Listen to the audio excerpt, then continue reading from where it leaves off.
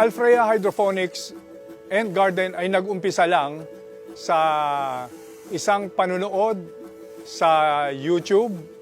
Nagkaroon ako ng interest habang ako ay nasa UK dahil ako po ay nagkameron ng cardiac arrest sa UK nung bago po mag-pandemic.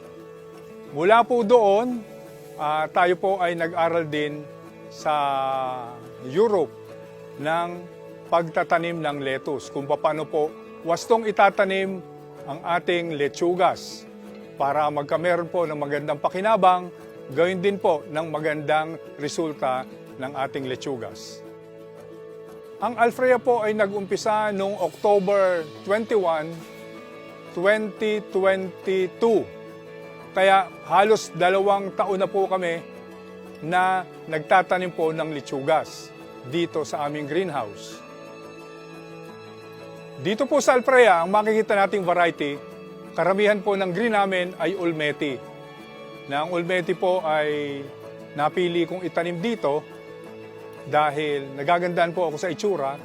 Padalawa po ay yung aming kulay purple na orbital. Panghalo po yan o pang dekorasyon po sa mga salad. Meron din po tayo na frizzy na kulay berde din at saka po frizzy na purple. Dito po sa Alfrea, dahil ito nga po ay masasabi kong pinaghandaan, meron po tayong tamang kaalaman sa pagtatanim. Nagkameron po man ng konting problema, pero hindi po ganun kalaki ang problema na katulad po nung nadadanasan ng iba. Ang pangkaraniwang nagiging problema nito, lalo sa ngayon na tag-ulan, ay yung fungus. Mapapagtagumpayan natin ito sa pamamagitan ng paggamit ng organic at saka biological protection. Sa organico, pwede natin gamitin ang neem oil.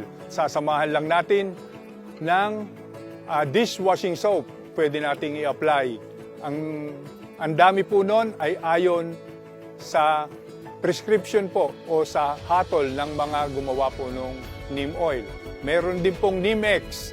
Ang Neemex po ay isa pong biological din yon na organiko na pwedeng gamitin natin para sa ating problema sa fungus. Meron din po tayong mga sinatawag na leaf miner.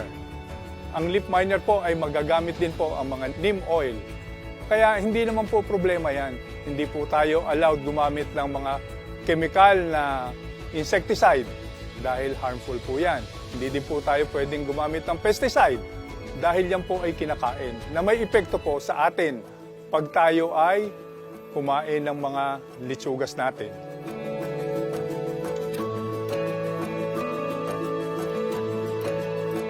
Doon po sa mga gustong mag-venture, mag-umpisa sa pagtatanim ng lechugas, mayroon naman pong simpleng paraan. Pwede po natin gamitin ang ating backyard setting.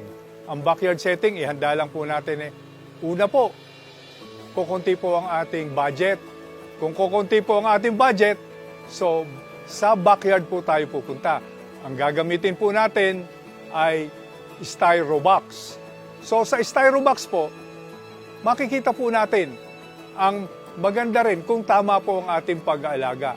Pero kung tayo po ay nag-iisip na pangmatagalan, meron po tayong sustainability para sa ating mga dadalhan ng ating produkto. Pwede po tayong gumamit itong NFT. Ang NFT po ay white na plastic. Puti po yan, na may butas po. Ang isang haba nito ay 8 pie, 8 feet. Pwede pong butasan natin ng 15, 14, 13 na ayon po sa inyong kagustuhan at doon sa inyong pong pagsasaliksik. Ang ginagamit po namin dito ay styro cups. Ang styro cups po ay ito po ang styro cups natin. Nilalagyan po natin ng slit dito para kung saan lalabas po ang kanilang mga ugat para maging healthy po sila. Meron din bumbutas sa ilalim. Ito po ay nagkakahalaga ng 150 centavos ang bawat isang styro cups. Ang amin pong planting media dito na ginagamit ay coco peat. Yung pinagtataniman po nito ay coco peat. Yun po ang isa sa pinakamahalaga, yung coco peat. Dapat po ito ay sinalandra sa screen. Mangangailangan din po tayo siyempre ng nutrients, gaya po ng nasabi ko. May ipayo ko lang naman po. NutriHydro po, para sigurado sama-sama po tayo na tayo ay kikita tayo sa ating mga gagawin. Kung ang gagamitin natin ay tamang fertilizer, nutrient fertilizer tulad po ng NutriHydro, na siya nga po, gaya ng nasabi ko, yun po ang aking umpisa at hanggang sa ngayon ay yun ang ginagamit ko na patuloy kaming binibigyan ng magandang pagkita. Doon sa mga gustong pumasok ng pag-hydroponics, maging backyard, maging commercial, ang Alfrea Hydroponics po ay bukas mula alas 6 ng umaga hanggang alas 6 ng hapon.